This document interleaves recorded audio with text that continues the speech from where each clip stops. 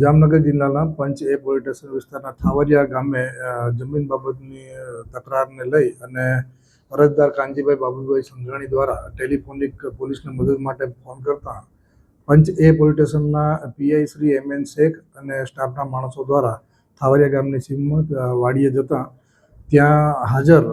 જીતુભાઈ ચનાભાઈ ચાવડા અને તેની સાથેના બંને છે ઇમ્તિયાઝભાઈ અબ્દુલ શાહ અને દિગ્વિજયસિંહ મહાવીરસિંહ નાઓ ત્રણેય લોકોએ બીજો મોટો ઝઘડો ના થાય તે માટે પોલીસે પ્રયત્ન કરતા તેમાં અવરોધ ઊભો કરેલ અને